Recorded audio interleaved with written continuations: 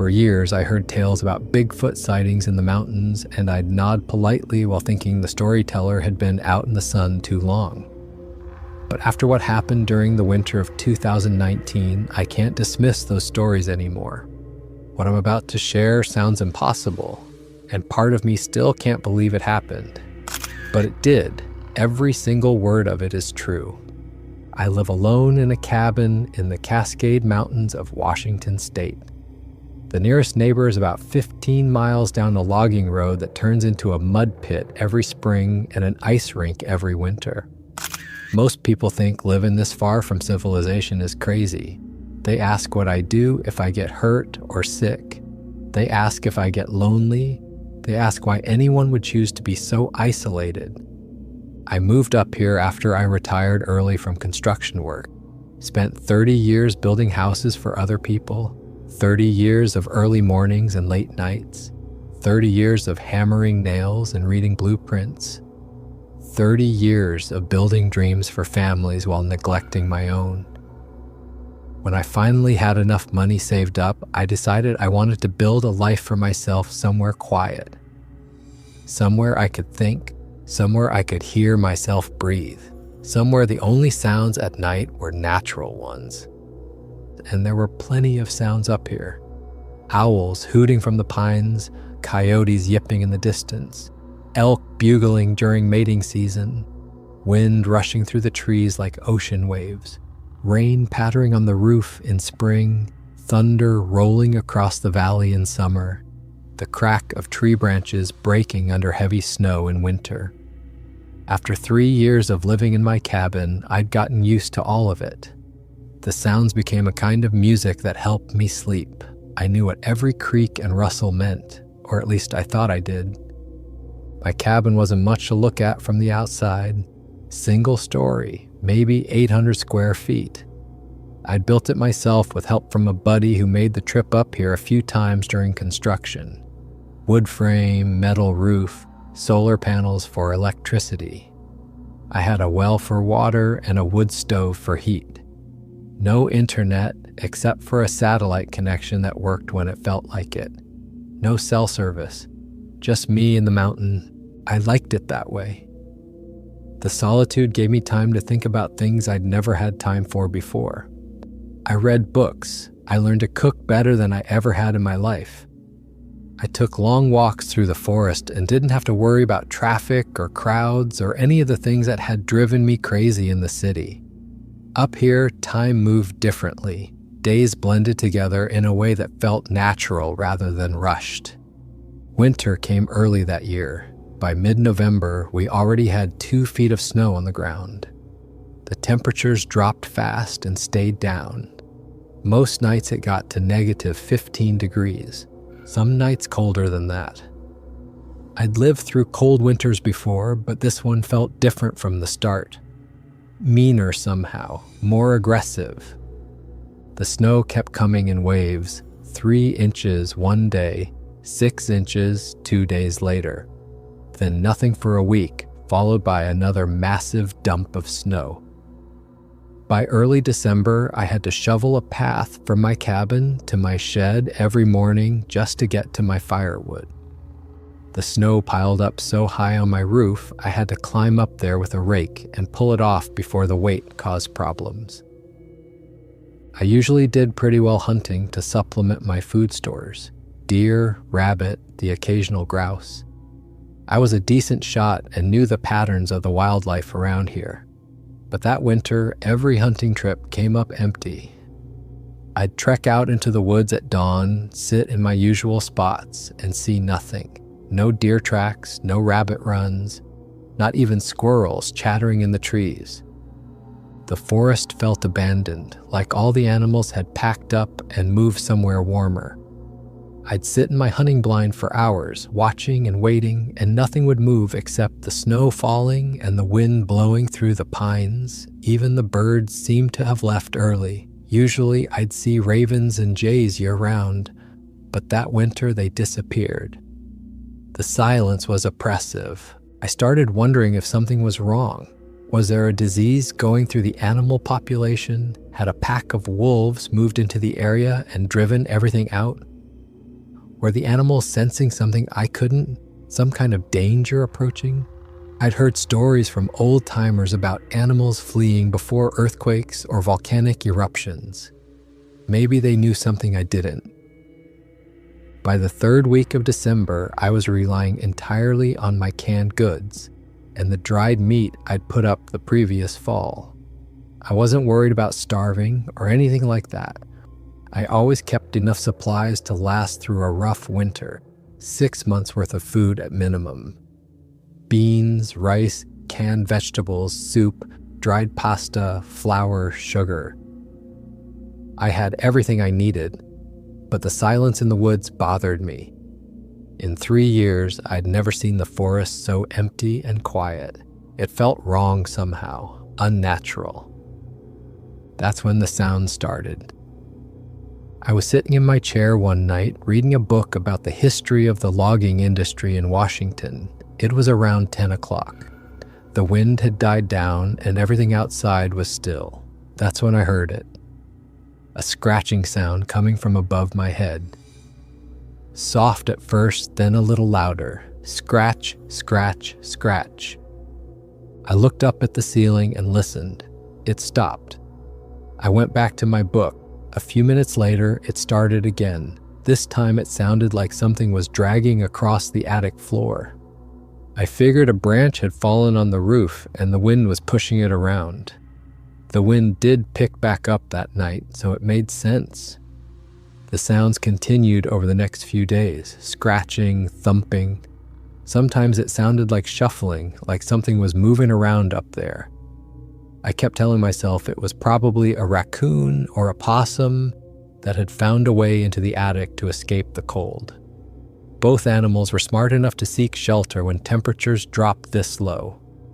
But then one night, around midnight, I heard something that made my blood run cold. Heavy breathing, deep and rhythmic, like whatever was up there had lungs the size of basketballs. I sat straight up in bed and listened. The breathing continued for maybe 30 seconds, then stopped. No raccoon or possum breathed like that. No small animal made sounds that heavy. I got out of bed and stood in the hallway, staring up at the attic access door. Whatever was up there was too big to be a small animal. My mind went to bears. Black bears sometimes broke into cabins and sheds during harsh winters when food was scarce. A bear could have torn through the roof soffit and climbed up into my attic. It wouldn't be the first time something like that happened in these mountains. The next morning, I decided I needed to deal with whatever was up there. I couldn't just ignore it anymore. If there was a bear in my attic, it needed to go before it caused real damage. And if it wasn't a bear, well, I needed to know what I was dealing with. I grabbed my rifle from the gun cabinet, a Winchester .30-30 that had been my grandfather's. I'd used it to hunt deer for years and it had never let me down. I wasn't planning to shoot anything, but if a bear was in my attic, I wanted something to scare it off with. A warning shot usually did the trick with bears. They were smart enough to know when they weren't wanted. I pulled the ladder out from the hallway closet and set it up under the attic access door. The ladder was aluminum and made a metallic scraping sound as I positioned it. My hands were shaking a little as I climbed. I'd dealt with bears before, but never inside my own house. This was different, more dangerous. In the wild, a bear had places to run. In my attic, a bear would be cornered. And a cornered bear was the most dangerous kind. I climbed slowly, testing each rung of the ladder before putting my full weight on it. The rifle was slung over my shoulder. I kept one hand on the ladder and used the other to push open the attic access door. The hinges creaked as the door swung up and to the side. I grabbed my flashlight from my belt and shined it into the dark space above. The flashlight beam swept across the attic, exposed insulation, storage boxes, rafters. Then the beam caught something that made my breath stop. 2 eyes reflecting back at me. They were big eyes, way too big for a raccoon. Raccoon eyes were small and close together. These were large and set far apart. They weren't the right shape for a bear either. Bear eyes were dark and round. These were different, almost human-like, but not quite. I froze on the ladder, my heart hammering in my chest. The eyes didn't blink. They just stared at me from the darkness. I slowly moved the flashlight beam to the right, trying to see more of whatever was up there. The beam revealed a face covered in reddish-brown hair that looked thick and coarse. The features were almost human, but distorted. Wrong. The nose was flat and wide, taking up a large portion of the face. The nostrils were huge, flaring slightly as the thing breathed. The brow ridge was heavy and prominent, casting shadows over the eyes. The mouth was slightly open, and I could see teeth. Large teeth, larger than human teeth. Not the sharp fangs of a predator, but flat teeth meant for grinding. The face was massive, probably twice the size of a human face, and the expression on it was one I'll never forget. Surprise mixed with fear. The eyes were wide, the mouth was slack. The thing looked as scared of me as I was of it. My brain tried to process what I was seeing. This wasn't a bear. Bears didn't have faces like this. This wasn't a raccoon or a mountain lion or any animal I'd ever seen. The proportions were all wrong for an ape. Too large, too human-like in some ways, and too alien in others.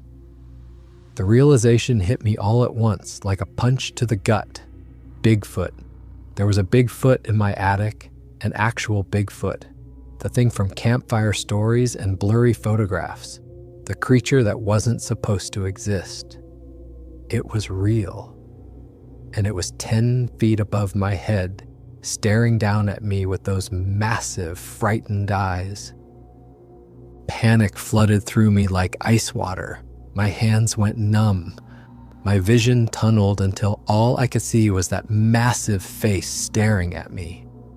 My breath came in short, rapid gasps. Every instinct screamed at me to get away, to run, to put distance between myself and this impossible thing. I felt my grip on the ladder loosen. I tried to catch myself, tried to tighten my fingers around the aluminum rails, but it was too late. My feet slipped off the rungs, my body tilted backwards. I had a split second to realize I was falling. And then the last thing I remember before everything went black was the sound of my head hitting the hardwood floor. A sharp crack that echoed through the hallway. When I came to, I had no idea how much time had passed. Could have been minutes, could have been hours. I was lying on my back in the hallway, staring up at the ceiling. Everything hurt. My head felt like someone had split it open with an axe.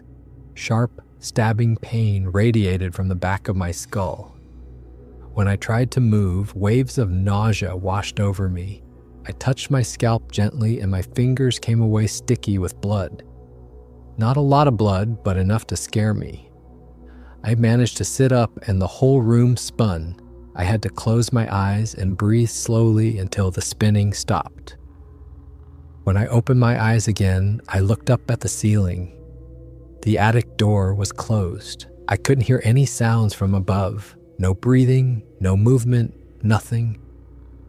Had I really seen what I thought I saw?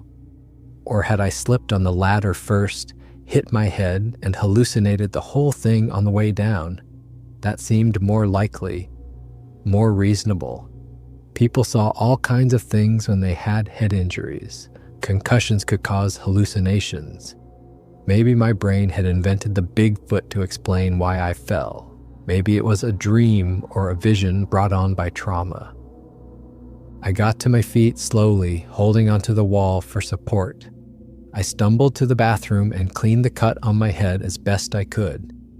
It wasn't deep enough to need stitches, but it hurt like hell.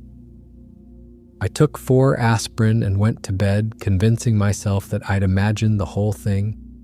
But sleep didn't come easy. Every small sound made me jump. I kept expecting to hear that heavy breathing again. When I finally dozed off, I had dreams about giant hairy faces staring at me from the darkness. The next morning, my head still ached, but my thinking was clearer. I made coffee and sat at the kitchen table, trying to decide what to do. Part of me wanted to forget the whole thing, but another part needed to know for sure. I needed to go back up there and check.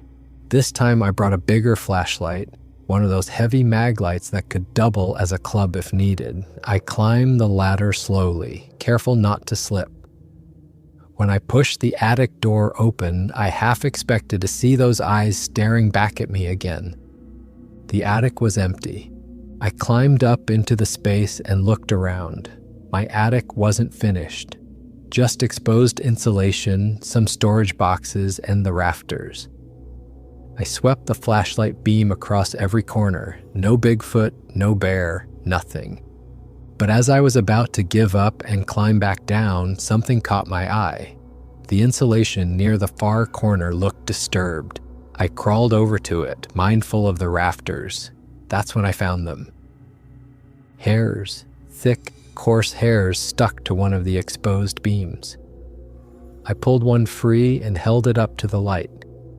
It was about 4 inches long, brown with white tips, not like any animal hair I'd seen before. Too thick for a deer, wrong color for a bear. I found more hairs scattered around the disturbed insulation. Then I noticed something else. Some old blankets I'd stored up here were pulled out of their box and arranged in what looked like a nest. And in the insulation, there was a large depression. Something heavy had been lying here. The shape was roughly human, but bigger. Much bigger. My heart started racing again. I hadn't imagined it. Something had been living in my attic, and based on what I'd seen, that something was a Bigfoot. I climbed down from the attic and spent the rest of the day in a daze. I kept going over it in my mind. Bigfoot wasn't real. Bigfoot was a myth, a legend, something people made up to explain strange sounds in the woods. But I'd seen it with my own eyes, and now I had physical evidence. Over the next few days, I listened carefully for any sounds from above. Nothing. Whatever had been up there was gone. But was it really gone, or was it still somewhere nearby? I started checking the perimeter of my cabin every morning. The first day, I didn't find anything unusual, just my own boot prints in the snow and the tracks from some rabbits that had passed through during the night.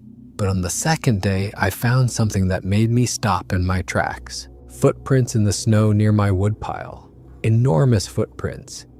They were at least 18 inches long and looked like human feet, but wider. 5 toes clearly visible. The stride length between prints was incredible. Whatever made these tracks had legs much longer than mine. I followed the tracks. They led away from my cabin and into the woods. I grabbed my rifle and followed them for about a quarter mile. The tracks went through snow that was nearly 3 feet deep in some places. I had to work hard to push through it, but whatever made these prints had walked through it like it was nothing. The trail led to a dense thicket of pine trees and thick brush. I approached slowly, trying to be quiet. That's when I heard it, heavy breathing. The same sound I'd heard in my attic. I stopped about 30 feet from the thicket and peered through the branches. At first I couldn't see anything, just dense brush and shadows. Then I saw movement. The Bigfoot was there, curled up in a tight ball, trying to stay warm. In the daylight, I could see the Bigfoot more clearly than I had in the attic. The Bigfoot was massive. Probably 7 feet tall if the Bigfoot stood up, maybe taller. The shoulders were incredibly broad, maybe 3 feet across. The arms were long and muscular, wrapped around the Bigfoot's torso. But the Bigfoot wasn't as huge as some of the stories claimed. Not 10 or 12 feet tall like in the movies, just big. Bigger than any human, but not impossibly so.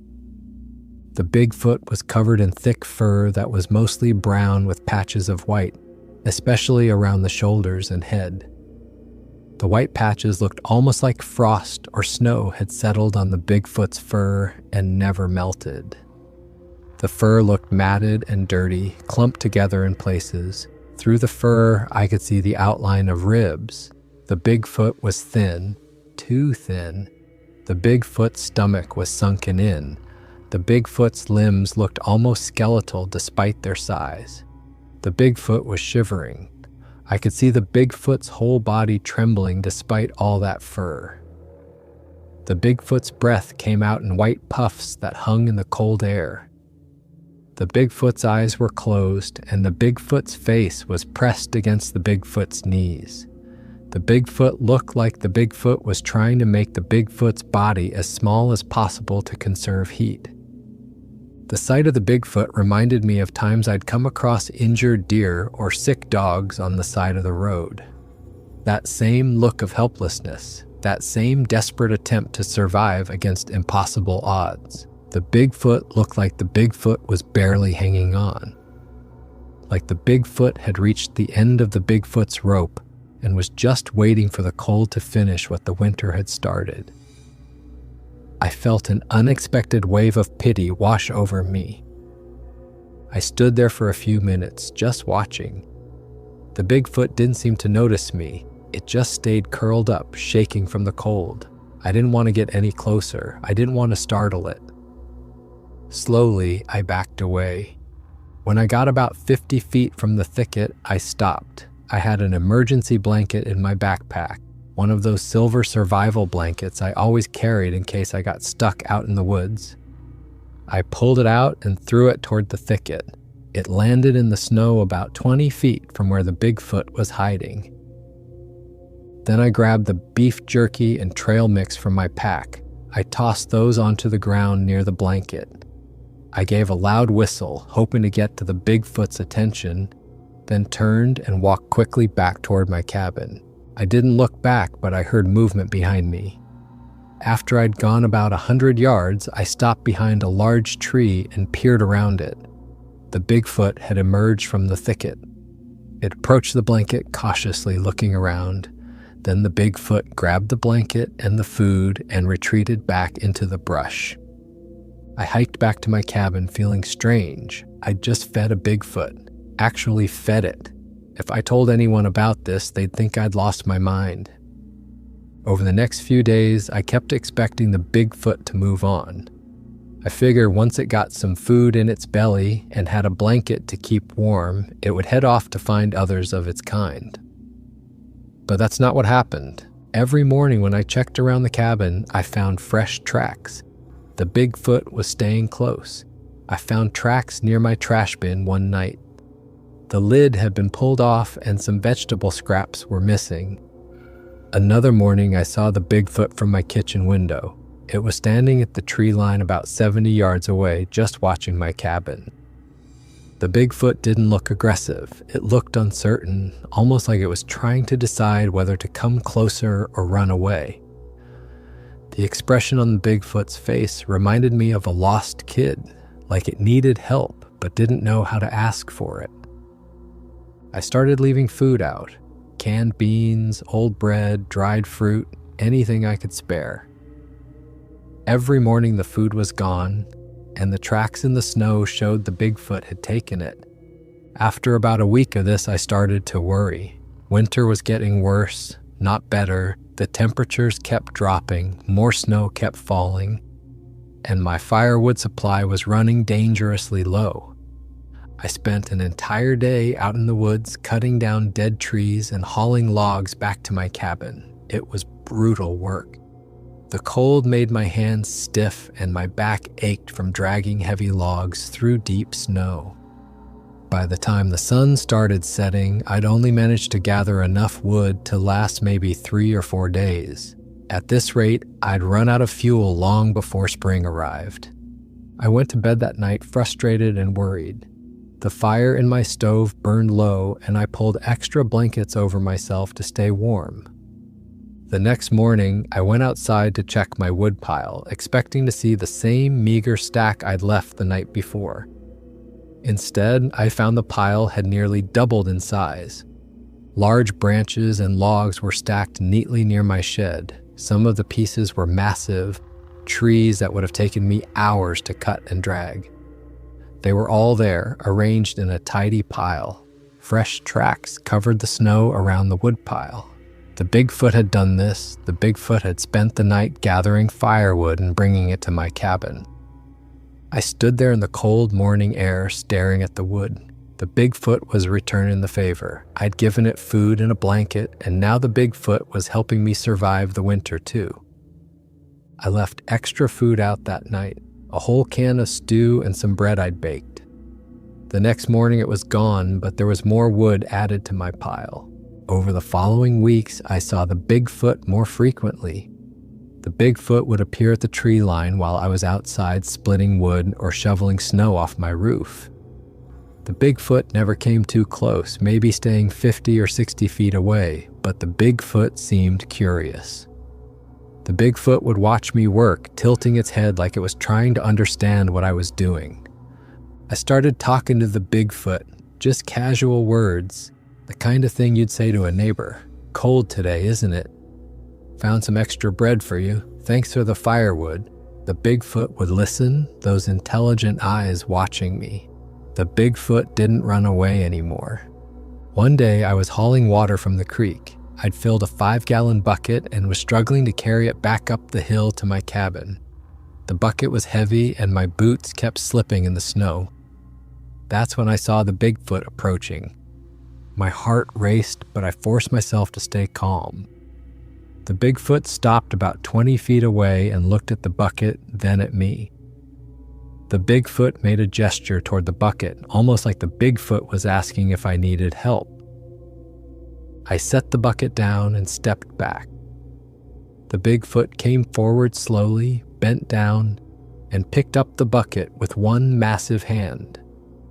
The Bigfoot carried it up to my cabin porch like it weighed nothing and set it down gently. Then the Bigfoot backed away. I stood there in shock. The Bigfoot had just helped me, deliberately helped me. This became a pattern over the next few weeks. Anytime I was doing something heavy or difficult, the Bigfoot would show up and help.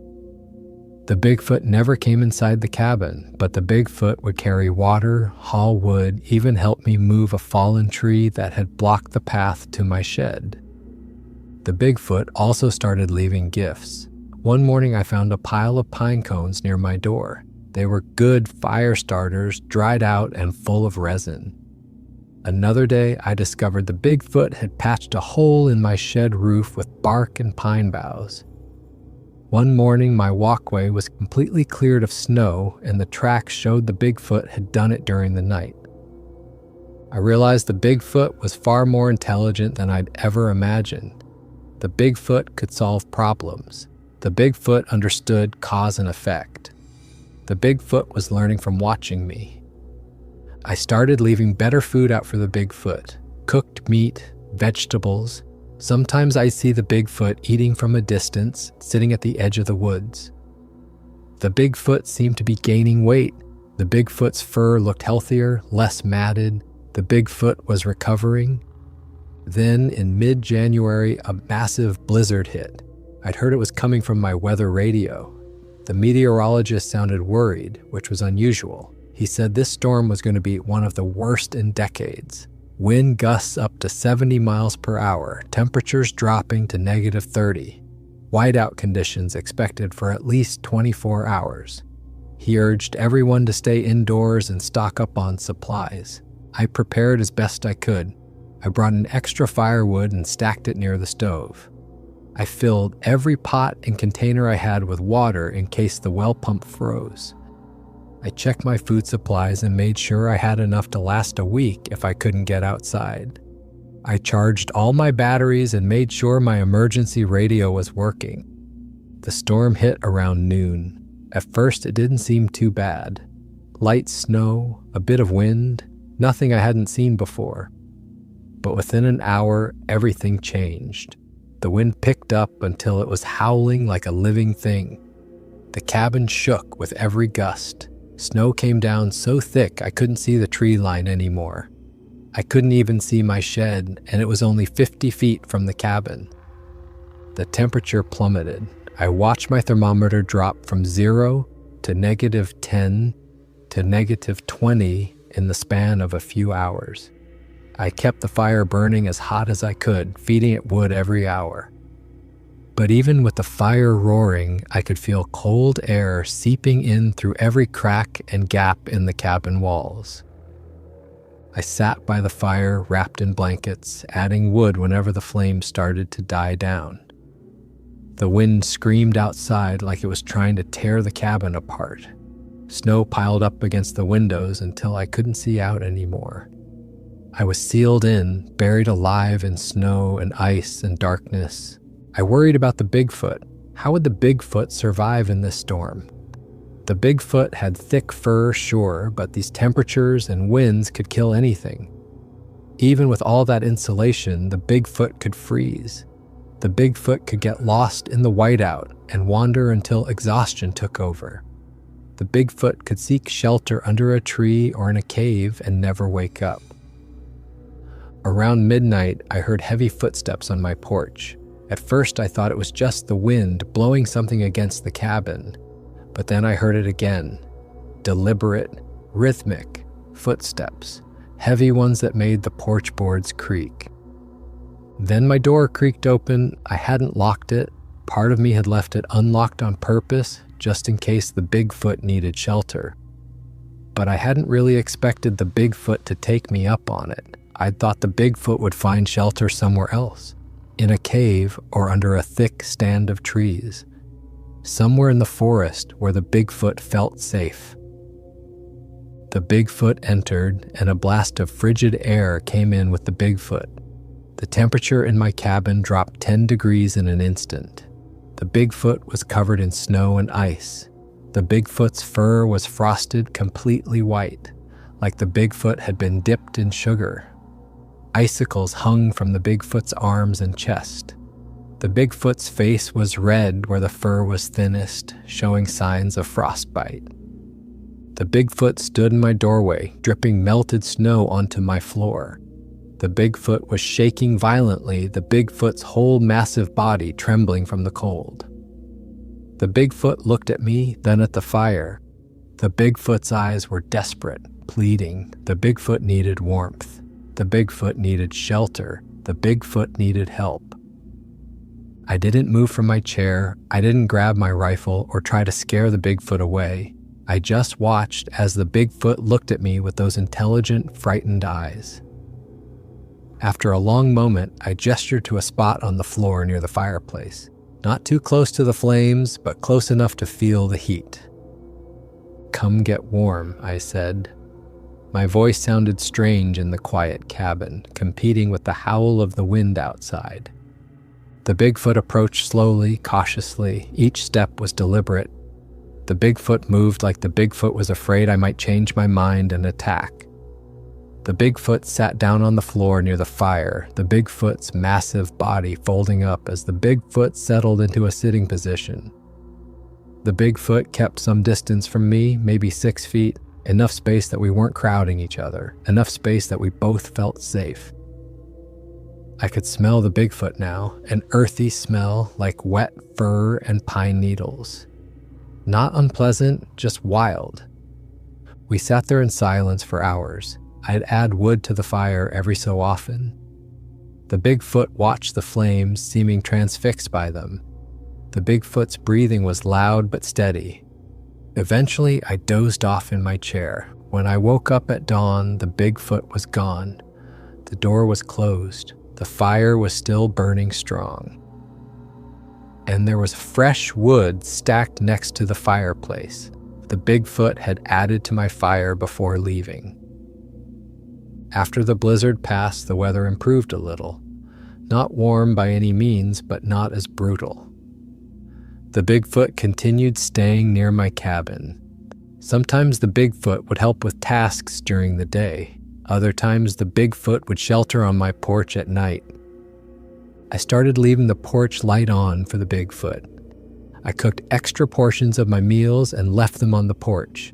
The plate was always clean by morning. I found myself talking to the Bigfoot more, telling the Bigfoot about my day, about my past life in the city, about why I moved to the mountains. The Bigfoot would listen, those intelligent eyes watching me closely. We developed a way of communicating. It wasn't language, not really, but it was understanding. The Bigfoot would grunt in different tones, and I started to recognize what each sound meant. A low, rumbling grunt seemed to mean yes or agreement.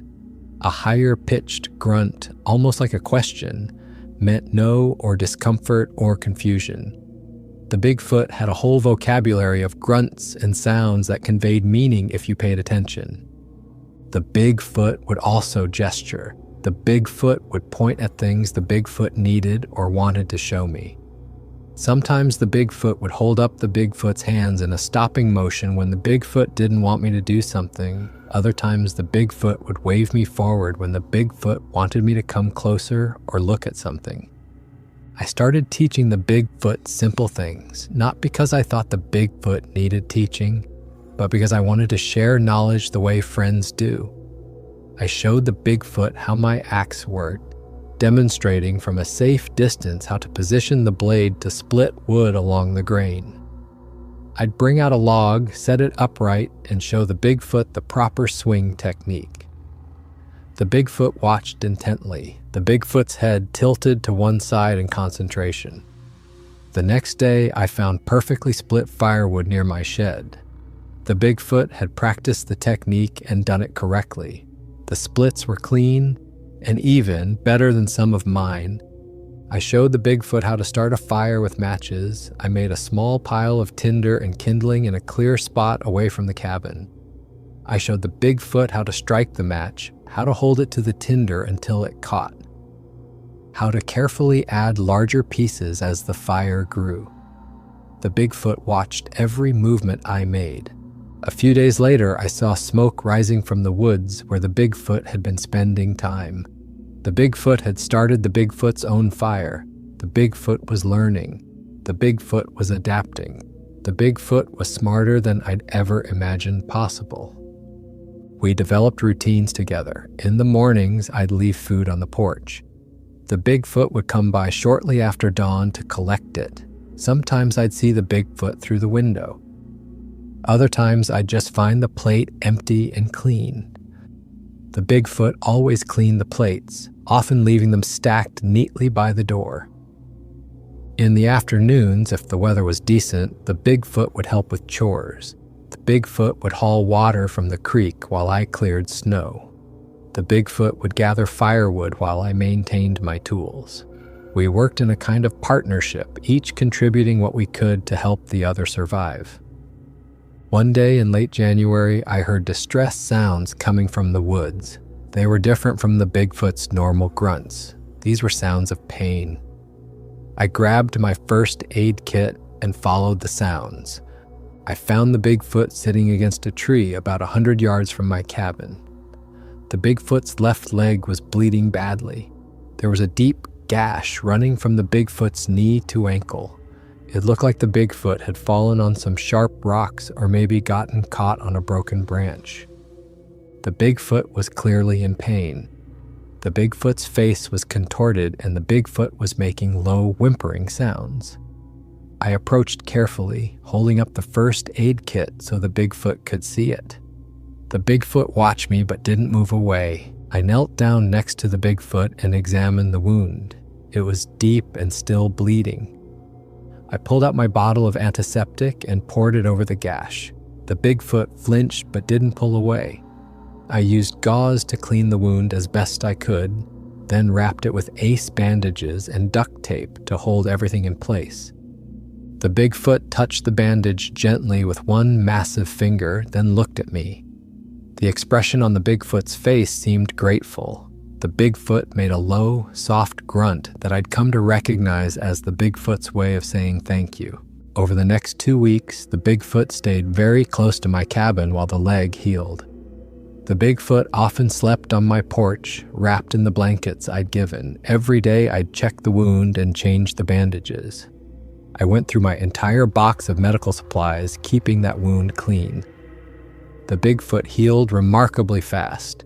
Within 2 weeks, the Bigfoot was walking normally again. The gash had closed up nicely, leaving just a thin scar under the fur.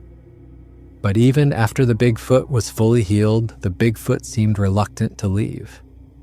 The Bigfoot would follow me on short walks around my property, staying a few paces behind like a cautious companion.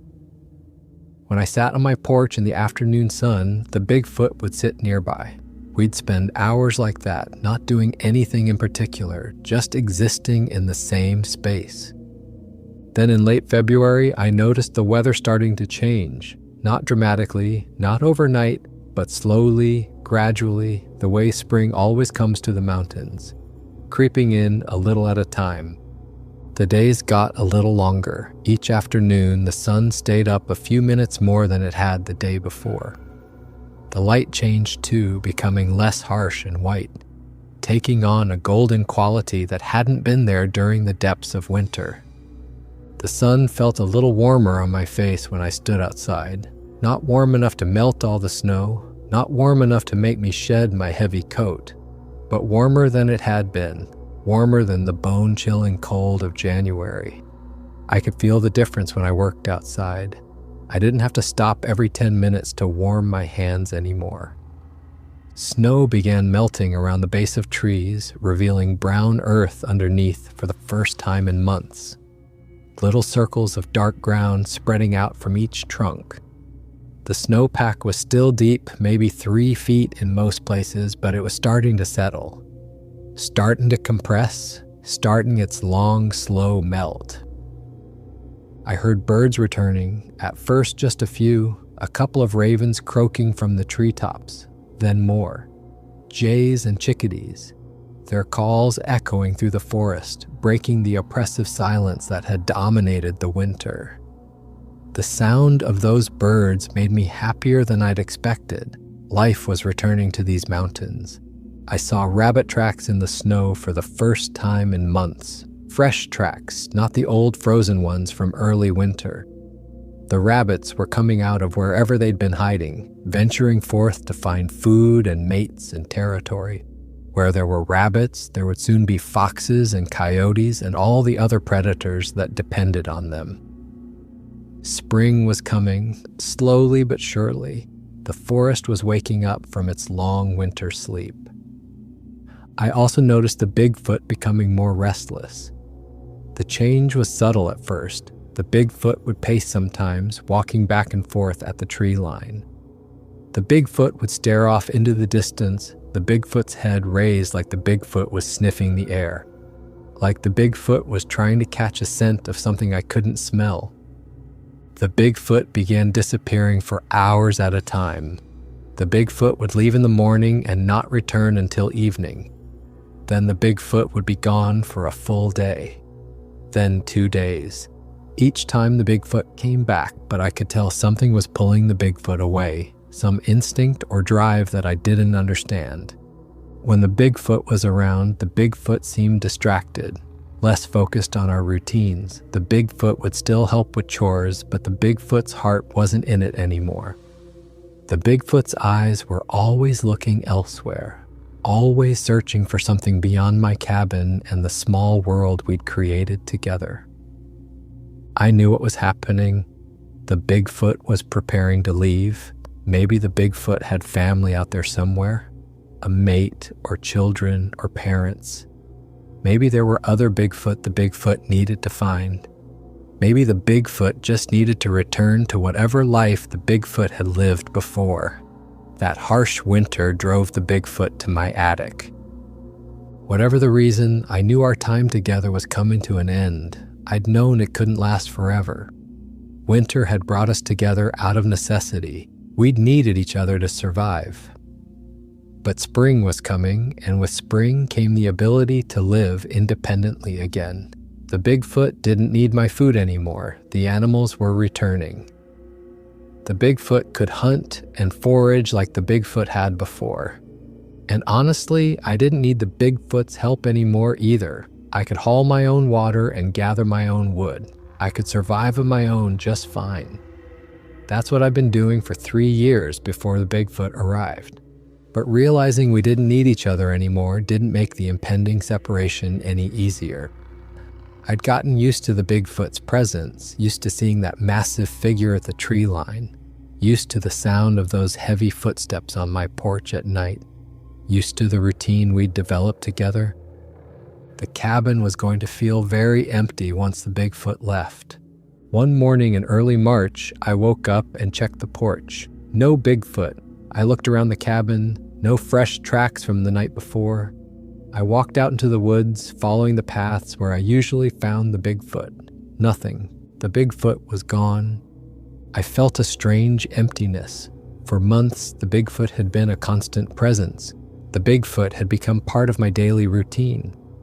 Now my cabin felt too quiet. My solitary life seemed even more lonely than it had before. Days passed, then a week. I kept expecting to see the Bigfoot at the tree line or find tracks near my woodpile. But there was nothing. The Bigfoot had moved on. Then one night, about a week and a half after the Bigfoot left, I heard familiar footsteps on my porch. Heavy, deliberate footsteps that could only belong to one creature. I opened the door and found the Bigfoot standing there. The Bigfoot looked healthy. The Bigfoot's fur was clean and glossy. The Bigfoot had clearly been eating well. The Bigfoot held out one massive hand toward me.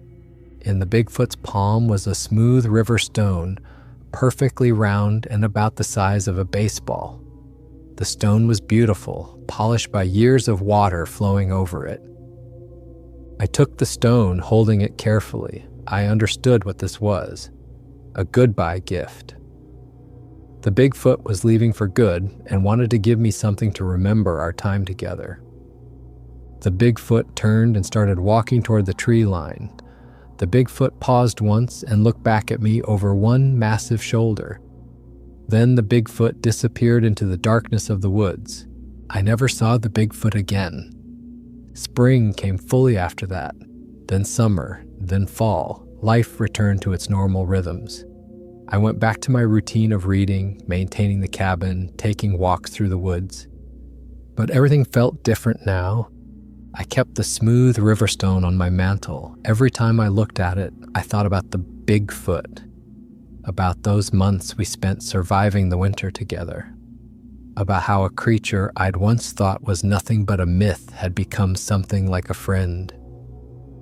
Sometimes on quiet nights, I thought I heard familiar sounds in the woods, that low grunt, those heavy footsteps.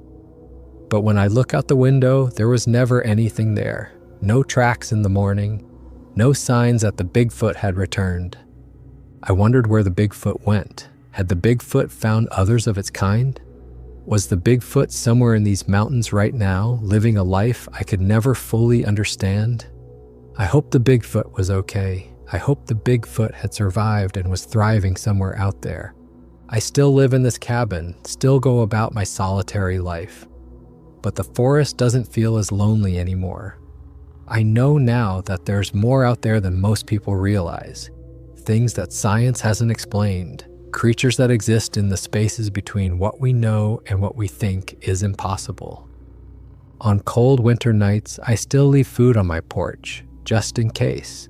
A can of stew, some bread, maybe some dried fruit. Most of the time, the food is still there in the morning, but every once in a while, it's gone. And when it's gone, I like to think the Bigfoot came back for a visit. Or maybe there's another Bigfoot out there who needs help getting through a harsh winter. Because that's what I learned from all of this. It doesn't matter if you're human or Bigfoot or anything else. When winter comes and the world gets cold and hard, sometimes all any of us need is a little help from someone willing to offer it. The smooth river stone still sits on my mantle today. It sits right in the center in a place of honor. Sometimes I pick it up and hold it, feeling the weight of it in my hand. It's heavier than it looks, dense and solid. The surface is perfectly smooth, except for one small indent, probably where another rock struck it thousands of years ago in whatever river created it. The stone reminds me that the world is bigger and stranger than I ever imagined. Growing up, I'd heard stories about Bigfoot. Everyone has. Campfire tales, late-night TV shows, grainy photographs that could be anything. I'd always dismissed them as fantasy. The imaginings of people who'd spent too much time alone in the woods and let their minds play tricks on them. But I was wrong. Bigfoot is real. I know that now with absolute certainty. I've seen one up close. I've touched one. I've bandaged one's wounds and shared my fire with one. I've watched one learn and adapt and show intelligence that rivals any human. I've experienced kindness from a creature that shouldn't exist according to everything science tells us. That winter taught me something I'll never forget. We're not as alone as we think we are, not in these mountains, not in these woods, and maybe not anywhere.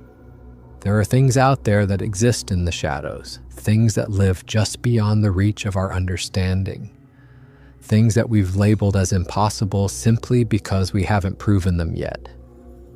But proof isn't the same as truth. Just because science hasn't cataloged something doesn't mean it doesn't exist. The Bigfoot lived in these mountains long before scientists ever came here. The Bigfoot will probably still be here long after we're gone. I think about the Bigfoot often, more than I probably should. I wonder where the Bigfoot is now. Did the Bigfoot find others of its kind?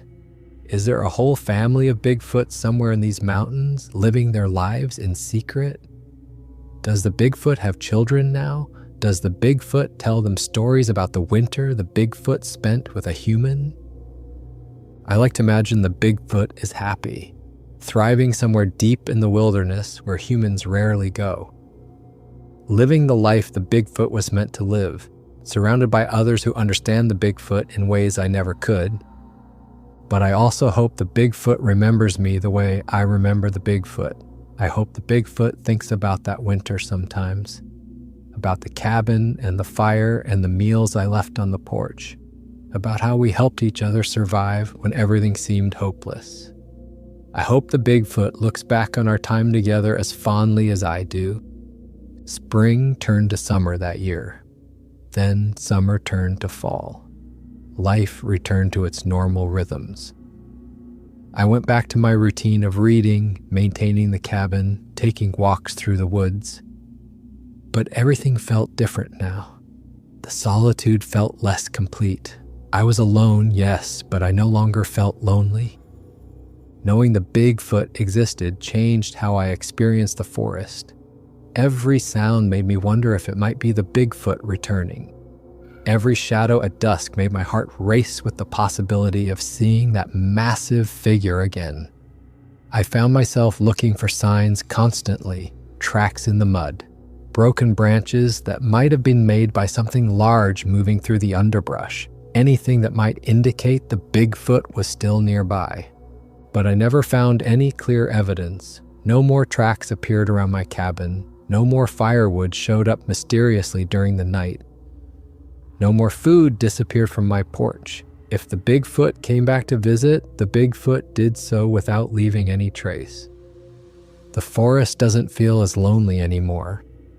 Even without the Bigfoot's physical presence, I feel connected to something larger than myself. I know now that I share these mountains with creatures I'll never fully understand. That knowledge is comforting in a way I can't quite explain. I still live in this cabin, still go about my solitary life, still chop wood and haul water and hunt when I can. The years have passed, but the routine remains mostly the same. Except now, on cold winter nights, I do something I never did before the Bigfoot came into my life.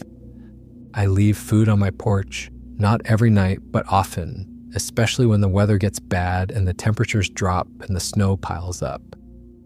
I leave cans of stew and loaves of bread, sometimes dried fruit or nuts, sometimes leftover meat from whatever I've cooked that day, just in case there's a Bigfoot out there who needs help getting through a harsh winter. Most of the time, the food is still there in the morning. Birds and squirrels and raccoons have probably gotten used to my offerings. But every once in a while, maybe once or twice a winter, the food is gone. Completely gone. And when it's gone, there are tracks in the snow, large tracks that don't belong to any animal that's supposed to exist in these mountains. When I find those tracks, I like to think my Bigfoot came back for a visit. Maybe the Bigfoot was passing through the area and remembered my cabin, remembered the human who helped the Bigfoot survive, remembered our winter together. Maybe the Bigfoot stopped by to see if I was okay, to make sure I was still alive and well. Or maybe it's a different Bigfoot. Maybe there are many of them out there, and word has spread among them that there's a cabin in these mountains where a human leaves food out. A safe place, a refuge during hard times. Maybe my cabin has become part of their territory in a way I'll never fully understand. I don't know which scenario is true, and honestly, it doesn't matter. Either way, the tracks remind me that I'm not alone, that there are others out there who remember kindness, who remember help given in desperate times, who remember that sometimes survival depends on cooperation across boundaries that seem impossible to cross. On the coldest nights, when the wind howls through the pines and the snow piles up outside my door, I sleep a little better knowing that somewhere out there in these mountains, Bigfoot might be looking up at the same stars I am. The Bigfoot might be remembering that winter too. The Bigfoot might be thinking about the human who offered help when the Bigfoot needed it most. Because that's what I learned from all of this. It doesn't matter if you're human or Bigfoot or anything else. When winter comes and the world gets cold and hard, sometimes all any of us need is a little help from someone willing to offer it. Someone willing to share their fire and their food and their shelter, even with a stranger who shouldn't exist. The Bigfoot taught me that friendship can come from the most unexpected places, that intelligence and kindness exist in forms we don't always recognize, that the line between human and animal is blurrier than we like to think, that compassion transcends species and understanding and even belief. And most importantly, the Bigfoot taught me that we're all just trying to survive in this world, all trying to make it through one more winter, one more harsh season, one more impossible situation. And if we're lucky, we find someone along the way who's willing to help, someone who's willing to see past our differences and recognize our shared struggle. I keep watching the tree line, especially during winter. I keep hoping that one day I'll see that massive figure standing there again, watching my cabin with those intelligent eyes. I keep hoping the Bigfoot will come back, even just for a visit, even just for one more night by the fire. But whether the Bigfoot returns or not, I'll never forget those months we spent together. I'll never forget the creature that hid in my attic, that I helped survive a brutal winter, and that helped me survive it too. The Bigfoot changed how I see the world. The Bigfoot showed me that there's still mystery out there, still wonder, still things that can't be explained away by science or logic. That's worth more than any proof, more than any photograph or physical evidence. The memory of that winter, the knowledge that Bigfoot exists, the understanding that we helped each other when we needed it most, that's something I'll carry with me for the rest of my life.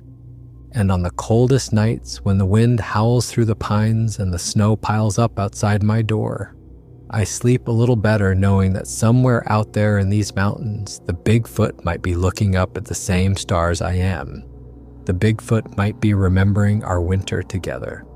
The Bigfoot might be thinking about the human who became, in some strange and wonderful way, the Bigfoot's friend. For more interesting stories, check this out.